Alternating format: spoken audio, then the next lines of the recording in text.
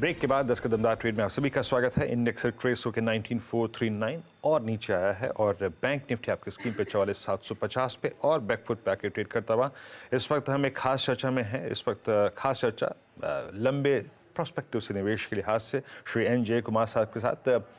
Sir, मैं अभी आपसे दो मिड कैप की थीम्स के बारे में बात कर चुका हूँ और एक ऐसी मिड कैप की थीम जिसने पैसा बना के दिया है और अभी भी बन रहा है और इस इंडस्ट्री के सारे stocks all time high trajectory में and that's hospital segment. Sir, post covid थोड़े से आई थिंक चैलेंजेस थे, लेकिन अब मेडिकल टूरिज्म एक बार फिर से खुलने के बाद और जो नॉन कोविड रेवेन्यू है फिर रिस्टोर होने के बाद Apollo, max, global health, Fortis को देखिए, मैक्स को देखिए, सब ऑल टाइम हाई ट्रैजेक्टरी पे। यहाँ कमिटेड रहना चाहिए, ये स्पेस पैसा बना के देगा अभी भी, आपका व्यू सर? स्पेसिफिकली ये स्पेस मैं ट्रैक नहीं करता हूँ, बट अगर आप ये देखोगे कि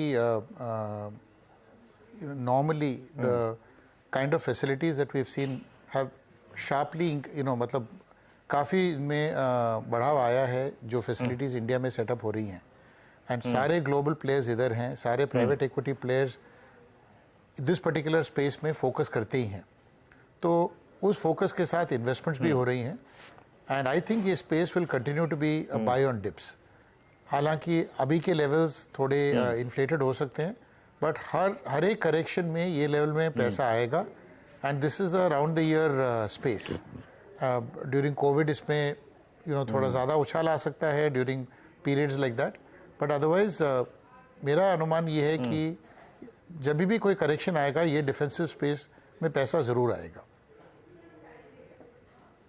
ओके, पैसा जरूर आएगा, चेस करना चाहिए, डिप्स अगर मिले तो सर का मानना है कि आप इसको बाय जरूर करिए। एक स्पेस और, सिंस अभी कोविड का जिक्र हुआ सर, तो उस इंडस्ट्री का जिक्र बहुत करना जरूरी है जिसने during the Covid and post Covid सबसे बड़ा मजा लिया और वो था केमिकल्स। सबसे ह्यूज कैपेसिटी एडिशंस हुए, कंपनियों ने मार्जिन्स बहुत स्ट्रॉन्ग अगर आप देखें कहीं ना कहीं गेन किए, रेवेन्यू काफ़ी स्ट्रॉन्ग था। अब suddenly I think because that China factor, China की सप्लाई, चाइना की खुद की डिमांड कम होना, आपकी खुद की कैपेसिटी का काफ़ी सब्सटेंशियली हाई होना, अब थोड़ा सा केमिकल स्पेस में हम पेन देख रहे हैं। अगर आप ड्यूरिंग द कोविड और पोस्ट कोविड इन्वेस्टेड थे, पैसा बना, क्या करना चाहिए इस पर केमिकल स्टॉक्स में? आपकी अप्रोच क्या होगी सर? जो आपने ये सेक्टर का जिक्र किया उसमें बहुत बड़ा एक फैक्टर है चाइना। चाइना के ना पॉलिसीज़ हम एस्टिमेट कर पाते हैं, ना कोई प्रेडिक्टेबिलिटी है। ये आप और हमारा प्रॉब्लम नहीं है, ये पूरी दुनिया का प्रॉब्लम है। चाहे यूएस को आप ले लो, चाइना के पॉलिटिकल ओवरटोन्स और इकोनॉमिक पॉलिसीज़ क्या फॉलोआउट्स आती हैं, वो अपने खुद के टेक्नोलॉजी सेक्टर में बहुत सारे बदलाव लाना चाह रहे हैं। Chemicals is just one small sector जहाँ पर तीन चीज़ों का मैं उसमें स्पेसिफिक फैक्टर्स मेंशन करूँगा। एक तो इंडियन कंपनीज़ में these are low float companies, तो जो इम्पैक्ट आता है ऊपर जाने के टाइम और नीचे करेक्शन के टाइम में बहुत ज़्यादा होता है। It is much more then in normal spaces. Number two, ये अगर चाइना +1 के पॉलिसीज़ पे निर्भर है तो एक और बड़ा अनसर्टनिटी आ जाता है। And third, China itself what they want to do is not very clear. आप दूसरा एक स्पेस देखोगे China link which is metals, जो इतना बड़ा इम्पैक्ट चाइना का आता है, तो markets don't give you very high PEs. तो गुड टाइम्स में तो जो आपको गेन्स 3 साल में या 4 साल में आने चाहिए वो 6 महीने में आ जाते हैं। उसके बाद आप देखोगे 6 महीने में गेन्स आते हैं, अगले 1.5-2 साल आप करेक्शन देखते हो, बट पॉइंट टू पॉइंट देखोगे फिर भी गेन्स आ रही हैं। सो इसमें टाइमिंग का बहुत बड़ा महत्व है।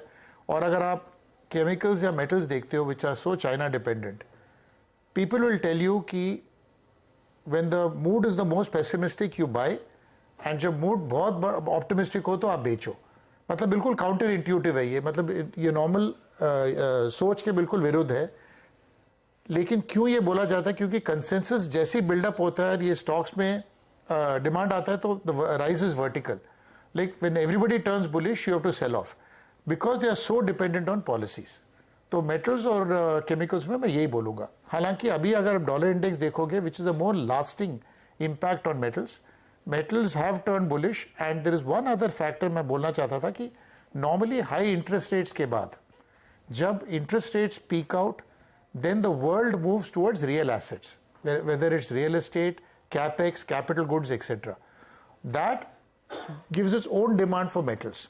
तो डॉलर इंडेक्स घटना, इन्फ्लेशन का पीक आउट होना एंड कैपेक्स साइकिल का टर्न होना, ये मेटल्स के लिए बहुत बुलिश है, which is outside of China as a factor, but chemicals is almost entirely linked to that, despite whatever else we might say. Alright Jakes, बहुत अच्छा लगा आपसे बात करके।